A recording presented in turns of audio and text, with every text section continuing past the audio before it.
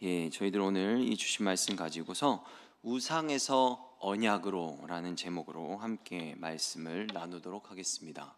여러분, 저희들 지난 시간부터 이스라엘이 가나안 땅으로 이제 들어가서 직접 지켜야 하는 하나님의 명령들에 대해서 본격적으로 다루기 시작하였습니다. 그러면서 모세를 통해 전해진 첫 번째 명령, 어찌 보면 가장 중요한 명령, 다름 아닌 우상 숭배를 금지하는 명령을 내려주셨습니다. 하나님께서 언급하신 아름다운 땅, 오직 선하신 한 분 하나님만이 그들의 모든 삶의 중심에 서 계시는 그 가나안 땅, 그곳에서 우상과 또 인간의 탐욕으로 그 우상을 따르고자 하는 우상 숭배자들은 그 땅에서, 하나님이 중심인 땅에서 결코 살아갈 수 없다는 것을 알려주셨습니다. 그리고 오늘의 본문은 동일한 주제인 우상 숭배에 대해서 계속해서 다루고 있습니다. 하지만 지난 시간에는 우상 숭배 그 자체에 대한 내용을 다루었다면, 오늘은 우상 숭배를 하게 되면 바로 지난 시간의 마지막 말씀인 소멸하는 불이시요 질투하시는 하나님으로부터 과연 너희들이 어떠한 과정, 신앙의 여정을 밟아가게 되는지에 대해서 자세히 말씀해주고 있습니다. 하나님께서는 우상을 너희들이 정말 숭배하게 되면 아주 간단하게 망할 것이다 라고 말씀해주고 계십니다. 하나님이 허락하신 땅에서 쫓겨나게 됩니다. 그래서 그들이 그렇게 끌려가서 흩어져 버린 그 이방 땅에서 그들이 그렇게 원했던 우상을 억지로 숭배하게 된다. 그들에게 고통을 당하면서 말입니다. 그러면서 그들이 너무나도 괴로워서 여호와를 찾게 됩니다. 그리고 난 후에 다시 여호와의 말씀을 청종하게 되고, 그래서 이러한 역사는 나중에라도 너희들이 돌이키게 될 것인데, 지금 이 과정, 여호와 하나님께 돌아오는 과정을 말씀해 주실 때 계속해서 너희들이 그렇게 되어질 것이다, 너희들이 그렇게 되어질 것이다 라는 수동의 형태로 말씀해 주고 계십니다. 무슨 얘기냐면, 나중에 결국에 하나님에게 다시 돌아오게 된다고 할지라도 그것은 너희들이 돌이킨 거 아니고 내가 너희들을 돌이키게 만들 거야 라는 얘기를 지금 해주고 계시다는 것입니다. 그것은 하나님께서는 우리를 사랑하시는 우리들의 아버지이시기 때문입니다.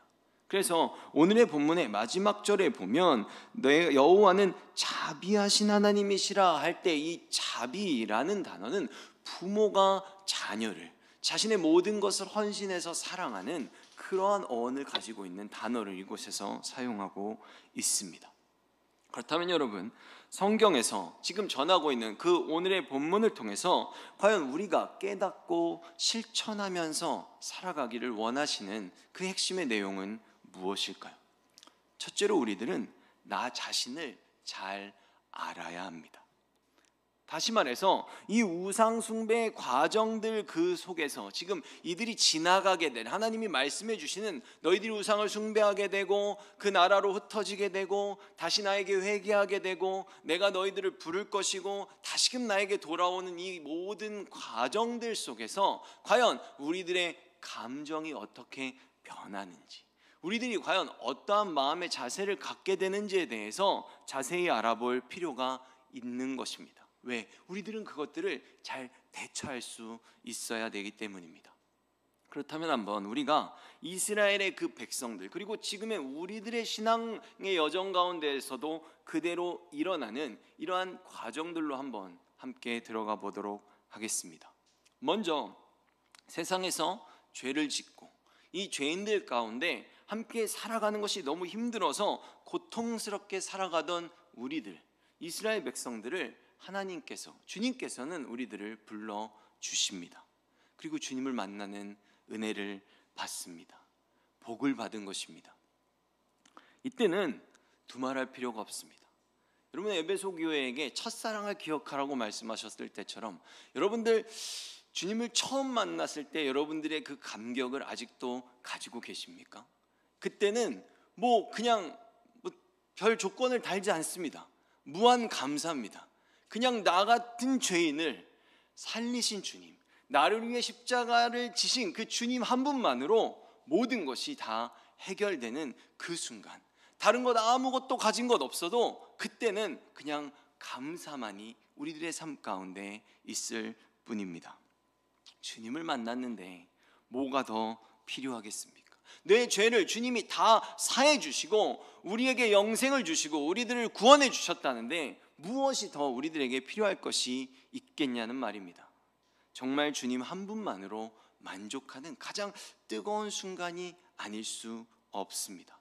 그래서 이렇게 하나님의 백성의 자리로 돌아온 사람들, 예전에 타락하기 전에 그런 아담의 상태, 죄가 없고 하나님을 사랑하고 하나님의 인도하신 가운데 살아가던 그런 아담의 모습과 같이 우리가 주님의 백성의 자리로 돌아온 다음에는 하나님께서 우리들을 점점 더 평안한 삶으로 이끌어 가시는 그런 일들이 일어납니다. 물론 전부 다 그런 건 아닙니다. 시기에 따라 다를 수 있어요. 예를 들어 예수님의 12제자 같은 경우에는 사도 요한을 제외하고서는 가룟 유다 말고 나중에 마띠아가 또 들어오지 않습니까? 그들 모두는 다 순교하였다고 전해지고 있습니다. 그런 시대를 살았던 사람들도 있다는 거죠. 바울도 그랬고. 근데 오늘의 본문의 이스라엘과 같이 우리들의 삶도 주님을 만났을 때 너무나 어려웠던 그 삶들 속에서 주님께서는 우리들을 조금씩 회복시켜주는 역사가 일어나곤 하는 것입니다. 그래서 이제 그런 심령의 평안함을 넘어서 삶의 풍요를 조금씩 우리들에게 허락해 주실 때, 요때 우리들이 딱 생각해야 됩니다. 왜 나에게 이런 일이 일어날까? 나는 주님 한 분만으로 만족하는데 왜 나에게 삶의 풍요로움을 허락하실까? 내가 여기서 과연 무엇을 해야 될까? 어떻게 살아야 될까를 이 순간에 잘 고민해야 됩니다. 그냥 좋아하고 있을 노릇이 아니라는 것이죠.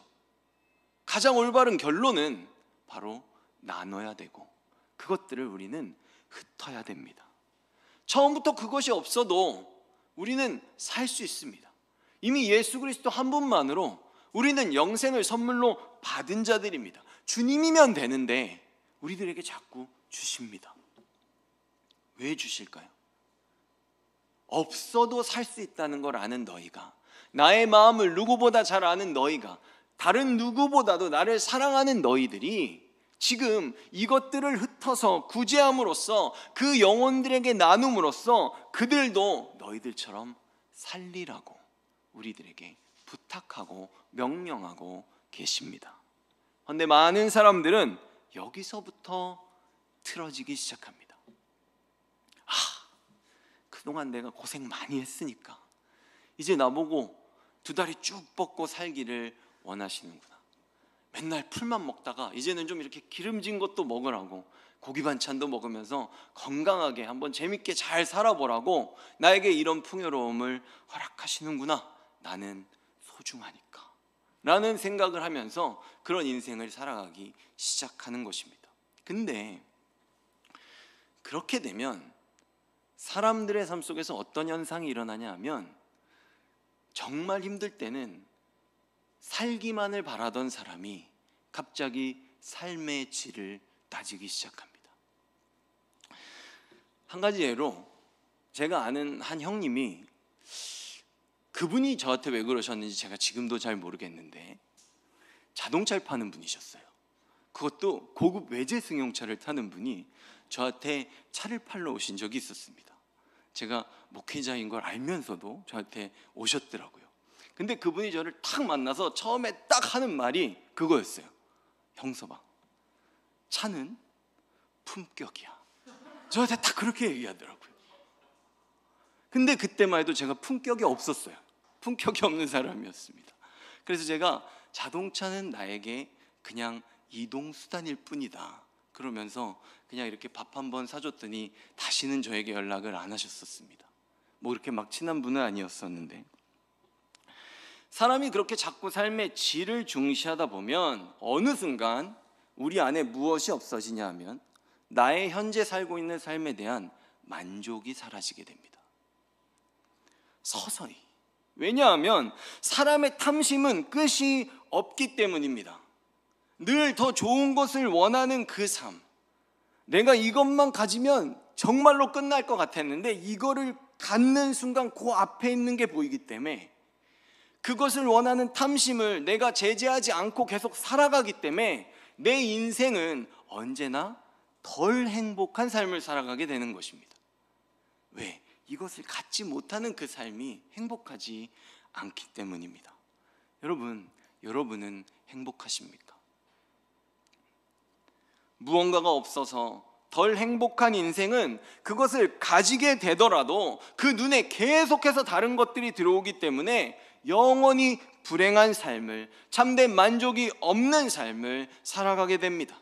그러나 이제도 계시고 전에도 계시고 영원히 함께 계시는 주님께만 그 만족을 두는 사람들은 이미 주님과 함께 있기 때문에 언제나 참된 만족으로 살아갈 수 있습니다. 그러니 부디 우리들 행복은 이미 우리와 함께 하시는 주님께만 두기를 간절히 부탁을 드립니다. 그렇게 주님만으로 만족하지 못하는 사람, 그래서 탐심을 가지고 자꾸만 다른 곳으로 시선을 돌리는 사람들은 이제 자꾸 다른 곳에 시선을 돌리니까 이미 가지고 있는 주님의 은혜를 하찮게 여기기 시작합니다. 왜? 그 은혜는 내가 시선을 두고 있는 그것을 주지 않기 때문입니다. 그래서 내가 원하는 것을 줄 수 있는, 내가 원하는 것을 준다는 소문을 나에게 듣게 하는 그 우상들을 따르거나 아니면 하나님을 우상의 자리에 두고 하나님께 내가 원하는 것을 달라고 조르는, 그래서 그것을 갖기 위해 열심을 내는 그릇된 신앙으로 나아가기 마련입니다. 여러분, 내가 원하는 것을 이루기 위해서 하는 사람들 진심입니다. 어쩌면 그 사람들 더 열심히 할 때도 있습니다. 그렇기 때문에 겉으로만 보면 누가 진짜인지 가짜인지 우리들은 잘 모를 수도 있습니다. 하지만 주님은 다 아십니다. 우리들은 그것을 꼭 기억해야 됩니다. 그런데 오늘의 본문에서 말하듯이 하나님은 그런 자녀들을 그럼에도 불구하고 절대로 놓지 않으십니다. 이미 우리를 하나님의 자녀로 삼으시기로 약속하셨고 언약하셨기 때문에 그 사랑의 끈을 다시금 바짝 잡아다니는 그 작업을 시작하십니다. 징계가 시작되는 것입니다. 히브리서 12장 6절의 말씀을 보면, 쉬운 성경 말씀으로 읽으면 주님께서는 사랑하는 자에게 벌을 주시고 그의 아들로 받아들인 자들을 채찍질하신다라고 되어 있습니다. 여러분, 이 세상에 어느 부모가 진짜 사랑하는 나의 자녀가 잘못된 길로 가는 것을 그대로 지켜만 보고 있겠습니까? 만약 인생의 경험상 조금 겪어도 지금의 시간을 어느 정도 낭비하는 한이 있더라도 내 자녀가 더 앞으로 쭉쭉 전진해서 뻗어나가게 할 것이 부모에게 보여진다면 잠시는 그곳에 갔다 오게 둘 수도 있습니다. 하지만 그것이 그들의 생명에 직결된 문제라면 무슨 일이 있어도 막아야 하지 않겠습니까? 히브리서 12장 8절을 보면 징계는 다 받는 것이거늘 너희에게 없으면 사생자요 친아들이 아니니라. 만약 정말 이런 심각한 상황 속에서도 부모가 그들을 향해 회초리를 들지 않는다면 그들은 지금 버린 자녀라는 말씀입니다. 여러분, 복음의 성격도 사실 이와 같습니다. 무슨 말이냐 하면 종종 타종교를 믿는 사람들이 우리 기독교를 향해서 그렇게 말합니다. 너희들은 왜 이렇게 편협하냐?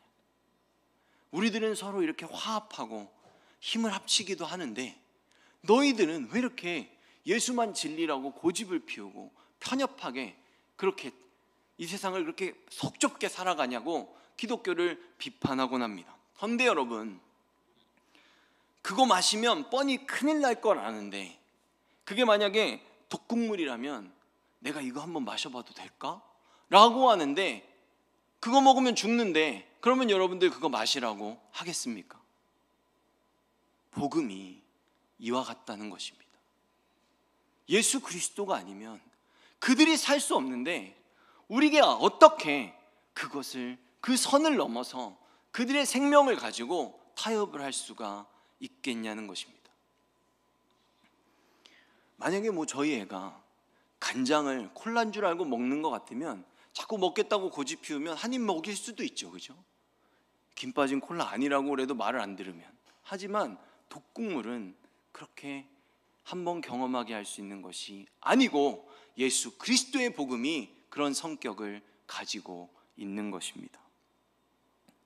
여러분, 사랑의 매라는 말이 있습니다.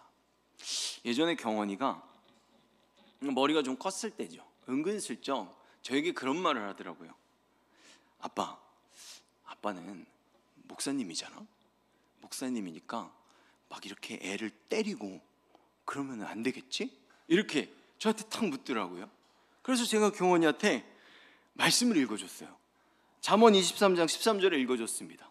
아이를 훈계하지 아니하려고 하지 말라. 채찍으로 그를 때리더라도 그가 죽지 아니하리라. 그랬더니 경원이가 입을 쩍 벌리고 아무 말도 못하더라고요. 너무 충격이 커가지고 저에게 몇 번을 묻더라고요. 그거 진짜 있는 말씀이야. 그거 아빠가 만든 거 아니야? 진짜로 성경에 있어? 제가 이렇게 해서 보여줬더니 진짜 얘가 너무 놀래더라고요. 여러분, 근데 저희도 하나님을 오해하면 우리도 이런 충격을 받을 수 있습니다. 만약 하나님을 믿으면 무조건 부자가 된다. 하나님을 믿으면 무조건 모든 만병이 다 낫는다. 마치 불로초를 선전하듯이 복음을 전하면 그런 마음을 가지고 교회에 들어와서 신앙생활을 하던 사람들도 하나님의 징계의 채찍을 맞으면 충격을 받을 수 있다는 것입니다. 히브리서 12장 11절의 말씀을 보면 훈계를 받는 바로 그때에는 즐거움이 없고 고통스럽습니다. 그러나 후에 그 훈계 때문에 더 나은 사람이 된다면 우리에게 평안이 있을 것입니다. 왜냐하면 우리가 올바른 길 안에서 살아가게 되었기 때문입니다. 여러분, 고난은 힘듭니다. 이 세상에서 맞는 게 안 아픈 사람은 없습니다. 자기 자녀를 때리고 싶어서 때리는 부모도 없습니다. 자녀가 아플 때 늘 내가 대신 아팠으면 좋겠다라고 생각하는 것이 부모의 마음이고 그 자녀를 향한 부모의 사랑이지 않겠습니까? 하지만 그럼에도 불구하고 사랑의 매를 드는 것은 그 자녀가 올바른 길로 가는 것을 그 누구보다도 원하기 때문입니다. 제가 미국에서 졸업식에 갔을 때 이렇게 졸업하는 게 저한테 굉장히 기분이 좋았어요. 그래서 혼자서 이제 상상을 하는 거죠. 내가 가면 무슨 사진을 찍을까? 그래서 이렇게 그레이주에이션이라고 이렇게 딱 졸업식이라고 이렇게 크게 써 있을 줄 알았어요. 딱 갔는데 그레이주에이션이라고 안 써 있고 커맨스먼트라고 써 있더라고요. 그래서 제가 그걸 보면서 졸업해야 되는데 내가 이 단어가 무슨 뜻인지 모르겠다 이래가지고 그 앞에서 사전을 딱 찾아봤더니 계시라는 뜻입니다. 무언가를 계시하다라는 뜻이에요. 근데 바로 안 그래도 졸업식을 시작하고서 그 중심 연설을 하신 메시지를 전하시는 교수님께서 그걸 언급하시더라고요. 여러분, 이제부터가 진짜 시작입니다.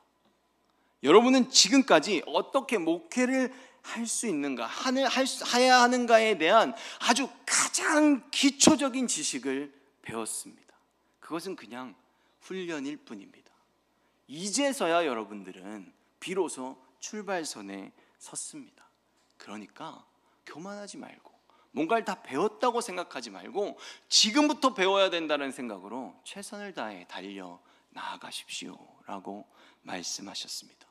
여러분, 오늘의 본문은 이스라엘 백성들이 가나안에 입성한 그 이후의 이야기를 하고 있습니다. 가나안에 입성한 것이 끝이 아니라는 것입니다.